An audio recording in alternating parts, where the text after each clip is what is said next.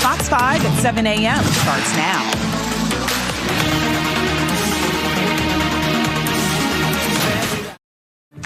It is time now for Monday Morning Quarterbacks, and we are looking forward with world relations and the impact of tariffs on China and what can happen here at home. Plus calls for security and secretary leadership changes after a new survey including Republicans and independents. So this morning, we want to bring in today's panelists, Democratic strategist Taryn Rosenkranz and Republican strategist Katie Frost. Good morning, ladies. Good morning. Good to have you both. Katie, I'll start with you. Share your general thoughts on all the back and forth with the tariffs as well as the exemptions for tech products made in China from the extra 125% tariffs. Right. Well, it's great to be with you this morning. You know, this has been a very interesting conversation that was going on all throughout the campaign. We've always known that tariffs are going to be a key part of President Trump's strategy regarding the economy and on the world stage. Now, are tariffs always going to remain in place? That remains to be seen. I have always viewed them as a tool. It's a way to bring people to the negotiating table. But there have been unfair trade practices against the United States for decades. So we definitely do need to be looking at these. And I would remind our viewers that while a lot of people like to get all worked up about tariffs, when President Trump put some key tariffs in place on China in his first term, President Biden left the overwhelming majority of those in place. So there's absolutely somewhere in our strategy for tariffs. What the final number will be remains to be seen. But anything, in my view, at the end of the day, that helps us get rid of our dependency on China for our supply chain is important. We need to remember that China is emerging to be our #1 enemy. They're not our friend, and we cannot rely on them for our critical needs. All right, Taryn, your thoughts. Well, I think the term that it just upsets me the most when Katie just said this was worked up about. I think Americans are really upset about the fact that one of the things that Donald Trump made a promise about is actually quite the opposite of what we're seeing, which is that we're seeing rising costs, I should say. We're not seeing costs come down.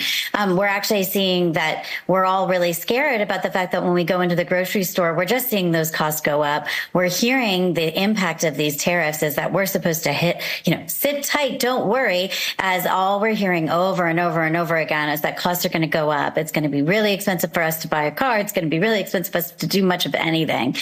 So I think we're all really concerned that as the stock market, as elderly people are looking at their accounts and saying, I'm supposed to be able to retire and I've just lost hundreds of thousands of dollars of what was supposed to be able to keep me going in my later years. People are worried sick. And they all elected him because this is what he promised to do, is to make it easier to be at the grocery store. So I think if you're one of us who's sitting there trying to check out at the grocery store, this isn't what was promised. This is quite the opposite. And I don't think anybody's excited about that. And I think being worked up is probably pretty valid. Katie? Well, I'll say the long-term impact, like I said, remains to be seen. I do appreciate now that our Democratic friends, when we were under President Biden and eggs were at a record high, we were told, well, it's not him. He can't do anything about that. There were all these other contributing factors. But when Republicans in the White House, of course, we're supposed to be able to fix everything in a matter of days. But I'll tell you, when we see manufacturing being brought back to the United States, it absolutely changes your communities. In my home congressional district of the Georgia 3rd, we had Kia come into one of our communities and build a factory, and it completely revolutionized that community, brought in thousands of jobs, and completely revitalized the area. So yes, I understand that there are concerns in the short term, but I do see this being a long-term success for the United States. We have less than 40 seconds left in this segment, so a quick statement from both of you. I'll go to you, Katie, then back to you, Taryn.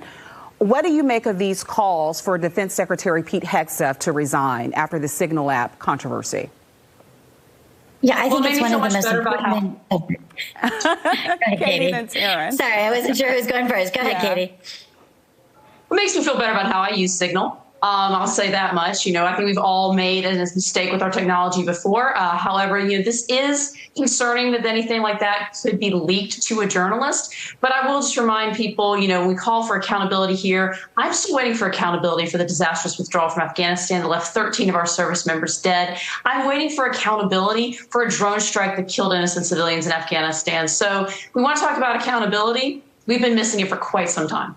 Taryn, you get the last word. There's nothing more sacred than following the rule of law about how we keep our information confidential. It wasn't, they added the reporter. It wasn't a leak. They added the reporter because they didn't follow the rules about what you're supposed to do and how you keep and use these rules. It is important to note that they were breaking the rules there. And so that's really important. You do resign when you break the rules, especially when you make a mistake while breaking the rules. This is absolutely outrageous because they were endangering the lives of an actual CIA, individual intelligence officer. They did so many things to endanger the lives of Americans. This is beyond the pale. And I think that it's time. It's beyond time. There's nothing more important to me than the safety and security of Americans. And this, to me, was really outrageous. Taryn Rosenkranz, Katie Frost, thank you so much for your time and your insight. We appreciate it. Thank you for having me. Absolutely. Take care.